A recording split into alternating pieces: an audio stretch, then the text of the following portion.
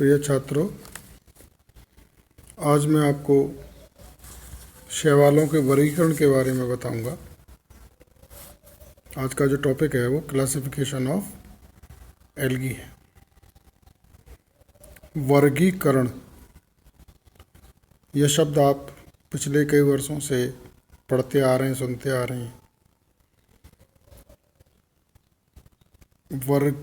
वर्गीकरण दो शब्द हैं, वर्ग और करना, और वर्गों का निर्माण करना।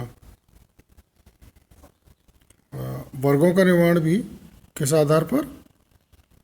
समान और असमान लक्षणों के आधार पर। आपने जीव जगत को 5 भागों में वर्गीकृत पढ़ा है। जो 5 जगत हैं जीव के, वे मोनेरा, प्रोटिस्टा, फंजाई, प्लांटी और 5वां Animalia. Monera, Protista lowest category के ऑर्गेनिजम्स को रिप्रेजेंट करते हैं। फंजाई आप सेकंड पेपर में पढ़ रहे हैं, और प्लांटी को भी पुनः वर्गीकृत किया गया है, जिसमें प्रोकैरियोट्स और निम्न श्रेणी के पौधे जो रखे गए हैं, जिसमें यूकैरियोट्स भी हैं। इनको आप थैलोफाइट्स कहते हैं। जैसे मैंने आपको शैवालों के लक्षणों के बारे में बताया था कि एल्गी जो है वो थैलोफाइटा के अंदर आते हैं। आपने पढ़ा है Thallophyta, bryophyta, pteridophyta, gymnosperm and angiosperm. तुम थैलोफाइटा के एक पार्ट एल्गी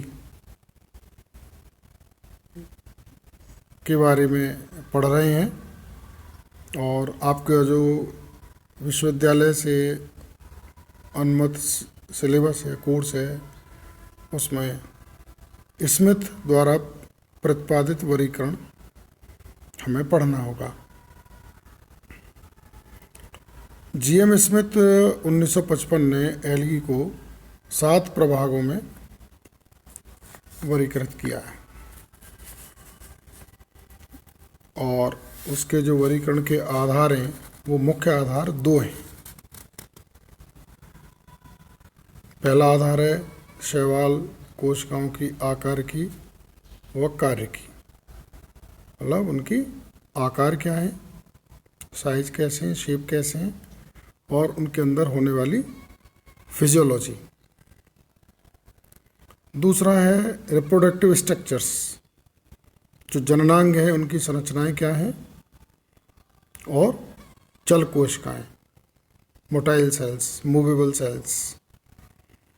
आप जानते हैं जब कोशिका पर कशाभिकाएं पाई जाती हैं या पक्षमाभिकाएं, कशाभिकाओं को अंग्रेजी में फ्लैजेला बोलते हैं, और पक्षमाभिकाओं को सीलिया बोलते हैं। उसके कारण वो कोशिकाओं को चल कहते हैं, मोटाइल कहते हैं। स्मिथ का जो वर्गीकरण का मुख्य आधार है, आपसे ये परीक्षा में पूछा जा सकता है कि स्मिथ ने शैवालों को किस आधार पर वर्गीकृत किया है। तो आपको मुख्य 2 आधार याद रखने, कोशिकाओं की आकार की और उसके अंदर होने वाली फिजियोलॉजिकल रिएक्शंस। दूसरा आधार जननांगों की संरचना एवं चल कोशिकाओं का प्रकार। स्मिथ ने जो 1955 में क्लासिफिकेशन प्रस्तुत किया है, उन्होंने शैवालों को 7 डिवीज़न में डिवाइड किया है, और प्रत्येक डिवीज़न को, प्रभाग को वर्गों में विभक्त किया है। तो आपको एक प्रश्न यहाँ बनता है कि स्मिथ ने शैवालों को कितने प्रभागों व वर्गों में विभक्त किया है। आपको याद रखना होगा, स्मिथ ने शैवालों को 7 प्रभागों और 12 वर्गों में विभक्त किया है। मैं आपको यहाँ एक एक वर्ग का नाम बताऊंगा, उस वर्ग में कौन कौन से, एक एक प्रभाग का नाम बताऊंगा, फिर उसमें कौन कौन से वर्ग रखे गए हैं उनके भी नाम बताऊंगा। इसकी पीडीएफ में आपको सेंड कर रहा हूँ। इसको देखने में हो सकता है कुछ डल हो, शाइनिंग नहीं हो, पढ़ने में नहीं आ रहा हो, तो पीडीएफ में आप अच्छे से पढ़ सकते हैं। स्मिथ ने सबसे पहला जो प्रभाग बनाया है वो है क्लोरोफाइटा, जिसमें दो वर्ग रखे गए हैं, क्लोरोफाइसी और दूसरा है कैरोफाइसी। दूसरा वर्ग है युगलिनोफाइटा। फाइटा जो शब्द है मैं पूर्व में बता चुका हूँ, पादप से लिया गया। इसमें एक वर्ग रखा गया है युगलिनोफाइसी। तीसरा है क्राइसोफाइटा, जिसमें तीन वर्ग रखे गए हैं, क्राइसोफाइसी, जेंथोफाइसी, बेसिलेरियोफाइसी। चौथा है पायरोफाइटा, इसमें एक वर्ग रखा गया डेस्मोफाइसी। पांचवा है फियोफाइटा, इसमें तीन वर्ग हैं, आइसोजेनेरेटी, हेट्रोजेनेरेटी और साइक्लोस्पोरी। और छठवां है साइनोफाइटा, इसमें एक वर्ग रखा है मिक्सोफाइसी। और सातवां है रोडोफाइटा, RHOD रोडोफाइटा, जिसमें रोडोफाइसी। इस प्रकार कुल 7 प्रभाग हैं और कुल 12 वर्ग हैं। मैं यहाँ यह स्पष्ट करने के लिए सिलेबस का पार्ट भी लिखा है। हालांकि ये सिलेबस अभी अपडेट होना है, जैसे ही विश्वविद्यालय से अपडेट सिलेबस होगा मैं आपको तुरंत उपलब्ध करवाने की कोशिश करूँगा।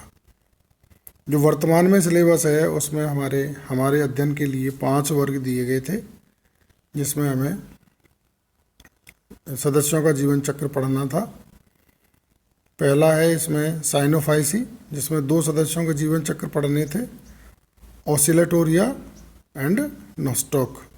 दूसरा था क्लोरोफाइसी, जिसमें हमें पढ़ना था वॉल्वॉक्स एंड कारा।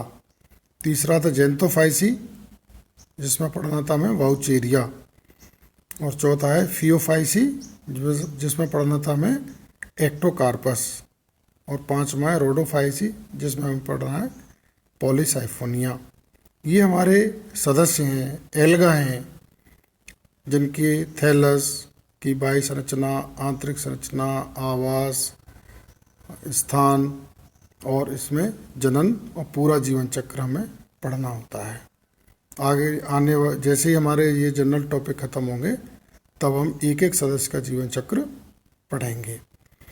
यहाँ आपको ये ध्यान रखना है, आप भ्रमित न हो, ये जो 5 वर्ग दे रखे हैं और इसमें जो कुल सदस्यों की संख्या दे रखी है, विश्वविद्यालय अभी अपडेट करेगा और इसमें से किस सदस्य का जीवन चक्र हमें नहीं पढ़ना है वो आपकी जानकारी में मैं लेकर आ जाऊंगा। छात्रों, आपने ICBN का नाम सुना है, international code of botanical nomenclature, मतलब वानस्पतिक नामकरण की अंतर्राष्ट्रीय संहिता। 1952 के अनुसार जो सवालों का वर्गीकरण किया गया, तो जो भी शब्द दिए गए उनके कुछ सफिक्स प्रत्यय प्रस्तुत किए गए हैं जो आपको ध्यान रखने हैं। जैसे डिवीजन का प्रत्यय फाइटा, आपने देखा क्लोरोफाइटा, युगलिनोफाइटा, क्राइसोफाइटा, पायरोफाइटा, फियोफाइटा, साइनोफाइटा, रोडोफाइटा, ये दीज आर ऑल डिवीजन्स। सब डिवीजन्स फाइटेना, इसके पीछे हम अगर नाम शब्द जोड़ देंगे फाइटेना तो ये क्या हो जाएंगे, सब डिवीजन, उप प्रभाग हो जाएंगे।